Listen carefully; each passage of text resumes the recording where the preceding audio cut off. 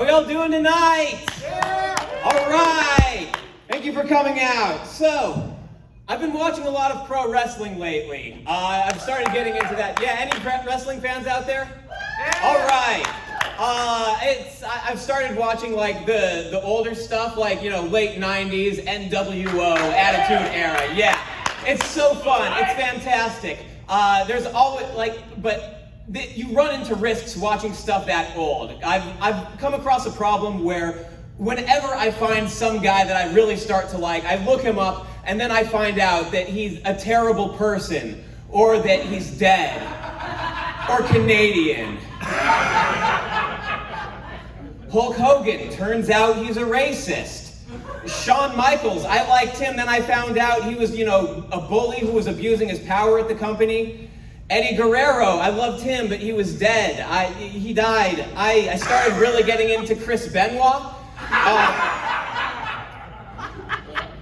It's so hard to listen to them refer to him as the Montreal Mangler, because it always reminds you that he was from Canada. Oh, he's from Quebec. Oh, poor guy. I liked him too. Here I was looking forward to seeing where his career would be in, like, I don't know, late 2007 or something. Wrestling is super goofy. I love it. I think one of my favorite storylines I've seen is there's this guy called Farouk. He's the leader of the Nation of Domination, it's called. And the Nation of Domination, they're like this sort of Black Panther type group. They're like these militant black men. And, they're bad guys, of course, because back then America was racist. Fortunately, we've solved that now, but back then, the 90s, they were a different time. But Farouk, he's going on this rant. He's like, hey, McMahon, how come a black man has never won the title? How come we haven't had a black man as the WWF champion? And all the people in power are like, I don't like how militant he is. It's rather scary, frankly, but he has a good point. Why hasn't a black man been champion? Let's give him a shot. Hey, we really hope that you end up being champion. Good for you. Go get him, Farouk. And the thing is, the guy that Farouk is going up against is this guy known as The Undertaker.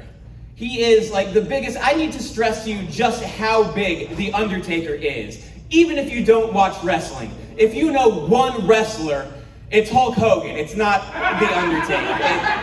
He's the one. But if you know two wrestlers, it's Hulk Hogan and John Cena. You're gonna know John Cena now. But if you know, Dwayne The Rock Johnson, you know Dwayne The Rock Johnson, but you know him as an actor, as a movie star. You know, like, oh yeah, he used to wrestle, but you don't know him as. Look, if you know 5 wrestlers, one of them is probably The Undertaker. He's huge, big guy. He's at the top of his game.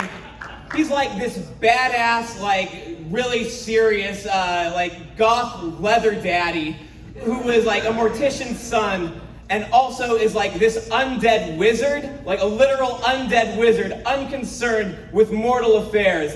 And that's who they have Farouk going up against. So what happens is The Undertaker, in this feud, he has to get up in front of a crowd of people and deliver a promo that essentially boils down to, I just want to establish that. So listen, it's not racist if I try to win, okay? Like, can we all get on the same page about that one? Like, if I beat him, it's not, like, I would beat anyone, honestly. Like, literally anybody, if it meant keeping this belt.